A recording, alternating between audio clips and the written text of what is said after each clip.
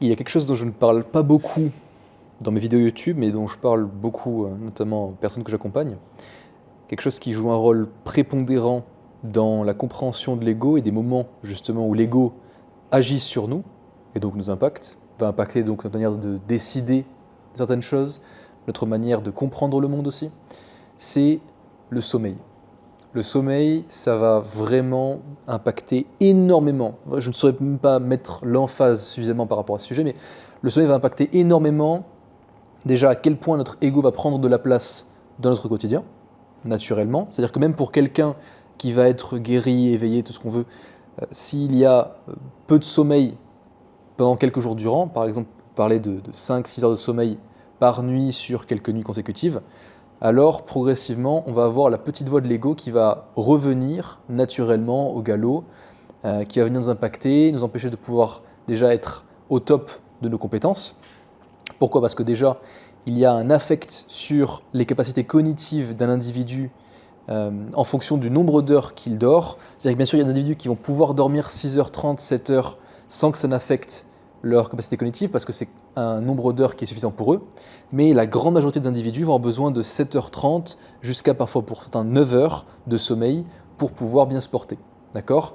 Après, bien sûr, il y a des chronotypes qui viennent définir quels sont les meilleurs horaires de coucher et donc de lever. D'accord ?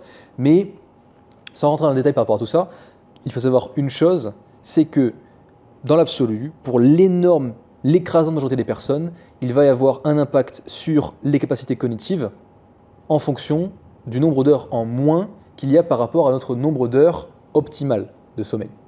D'accord ? Sachant qu'il y a un sommeil qui est des plus importants, qu'on appelle le sommeil profond, qui va venir nous permettre de notamment régénérer nos cellules, etc. et permettre en gros de mettre de l'ordre dans notre corps, pour simplifier. Un sommeil qui va arriver généralement, ou qui va être présent dans les cycles de sommeil, parce qu'on va alterner forcément entre sommeil léger, profond et sommeil paradoxal, au début de la nuit. Donc il va intervenir beaucoup plus dans les cycles de sommeil au début de la nuit. Ce qui veut dire que si jamais on s'alcoolise par exemple, ou alors qu'on consomme des substances type de la Marie-Jeanne, Marie-Jeanne, je me fais rire juste à dire ça, des substances comme ça, qui vont venir altérer justement nos capacités cognitives de base, mais venir altérer notre perception de soi, entre autres, qui vont permettre de faciliter l'endormissement, certes, d'accord, c'est même certains qui vont l'utiliser pour ça, mais qui malgré ça va impacter drastiquement notre qualité de sommeil, donc surtout au début de la nuit, c'est-à-dire surtout sur le sommeil profond, qui va venir diminuer notre temps de sommeil profond, et donc faire qu'on se repose moins, qu'on récupère moins, et donc fondamentalement, que l'on va perdre en capacité cognitive le lendemain, ou en tout cas qu'on va se sentir moins bien. Voilà. Donc, tout ça pour en venir au fait. Le sommeil est capital. Posez-vous la question, est-ce que vous prenez réellement vos nuits de sommeil ? Est-ce que vous avez un sommeil qui est qualitatif ? N'en dépend justement de la quantité. Donc quantité c'est une chose bien sûr, il faut aller viser au moins les 7h30 de sommeil par nuit, mais est-ce que la qualité est bonne aussi ? Comment est-ce qu'on détermine ça ? Est-ce que vous vous réveillez souvent dans la nuit ou pas ? En fonction de si vous vous réveillez souvent, vous pouvez savoir qu'il y a un de ces deux facteurs-là qui va jouer habituellement. Le premier, c'est avoir mangé un repas plutôt lourd avant de dormir, qui va nous impacter, qui va nous réveiller, parce que l'énergie qui va être consommée pour digérer ce repas ne va pas être consommée pour pouvoir régénérer le corps. Donc forcément, il y a un dilemme, entre guillemets, ou en tout cas une incapacité à pouvoir gérer les deux en même temps, donc on se réveille. Premièrement. Deuxième facteur, c'est si jamais on a bu beaucoup d'eau. On a bu beaucoup d'eau, ça va être un des grands facteurs. Pourquoi ? Parce qu'on va devoir se réveiller pour aller aux toilettes. Un troisième que je mentionne comme ça en passant, mais qui a vraiment un impact aussi, mais là ça touchera une autre vidéo qui sera par rapport à la respiration, qui va être un sujet extrêmement important aussi, c'est si on a tendance à respirer par la bouche. Vous voyez ? Si on respire par la bouche, qu'est-ce qui va se passer ? Habituellement, durant la nuit, on va se réveiller par à-coups régulièrement sans pouvoir faire en sorte de bien se reposer. Ça va nous impacter et sans le savoir. Pourquoi ? Parce qu'on va moins avoir de saturation en dioxygène dans le sang, et donc une capacité à, on va dire, alimenter, approvisionner nos cellules en dioxygène qui va être inférieure. Ce qui veut dire qu'on va moins pouvoir récupérer au niveau de nos cellules et donc moins bien se sentir au réveil, et notamment se réveiller plus tard dans la nuit. Tout ça pour en venir à la conclusion que dans la mesure où vous n'avez pas un sommeil qualitatif, quantitatif, ne vous étonnez pas que vous vous sentiez mal dans la journée, que vous ayez des idées suicidaires, des pensées dépressives, que vous ayez tendance à juger les autres, à être plutôt négatif, à avoir des retours d'autrui qui sont négatifs aussi, forcément ça joue, d'accord ?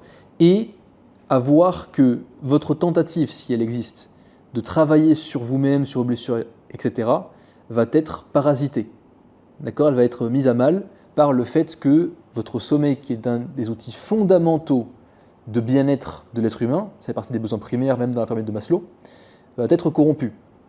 Et étant donné que c'est corrompu, vous ne pouvez pas établir le reste. D'accord ? Donc moi, un des points, les points principaux, le point principal initial que je viens travailler habituellement avec les personnes avec qui je communique, c'est toujours venir creuser, est-ce qu'au niveau du sommeil, ça se passe bien ? Avant même de parler de nutrition, avant même de parler d'activité sportive, par exemple, complémentation, etc., le sommeil. Vous voyez ?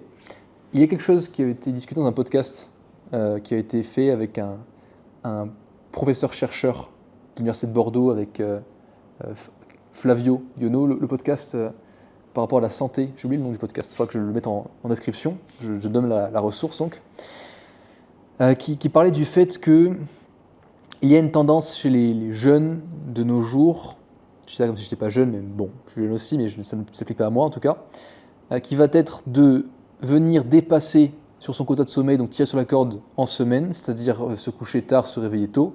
Par exemple, se coucher au-delà de minuit et se réveiller vers 6h, 7h, donc avoir peu de sommeil, en plus se coucher tard. Et venir compenser le week-end, en dormant plus, en mettant pas de réveil, etc. etc. Et cette compensation va créer un stress conséquent sur le corps, parce qu'on n'a pas un rythme de sommeil qui va être régulier, qui va faire que dans l'absolu, on va se sentir beaucoup moins bien et qui va créer des problèmes sur le long terme, qui va augmenter les risques de maladies cardiovasculaires notamment, ainsi que d'autres maladies, et qui va nous empêcher, encore une fois, de nous sentir bien au quotidien. Parce que la compensation, on va l'observer dans d'autres aspects bien sûr, hein. Compensation, c'est pas que dans le sommeil, ça peut être aussi dans le fait de habituellement manger toujours bien, et une fois, un week-end, on tombe, on fait un craquage, on va prendre un maximum de nourriture industrielle, plein de sucre, et on se remplit complètement le ventre avec ça. Là pareil, ça veut dire qu'on va venir créer des problèmes à notre système digestif, ce qui sur le long terme va poser problème. D'accord ? Il vaut mieux faire en sorte de manger donc plutôt régulièrement, mais en petite quantité, que de faire des gros craquages. C'est pareil que pour la consommation d'alcool. Même si l'alcool, je le recommande en aucun cas, donc je recommande de ne rien consommer du tout.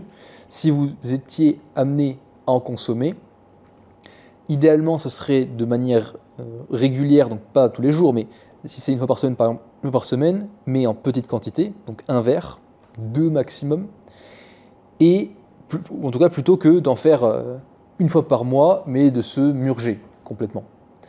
Pourquoi ? Parce que les excès dans la vie sont non pas récompensés, mais punis. On est puni par le corps, habituellement, en tout cas on nous rappelle à l'ordre, vous voyez, par la maladie, par un sentiment négatif, se sentir mal, ça peut être, ou bien sur justement notre ego, ce qui va nous empêcher de prendre le temps de travailler sur nous, de nous épanouir et de pouvoir vivre en société en étant l'être humain le plus complet possible.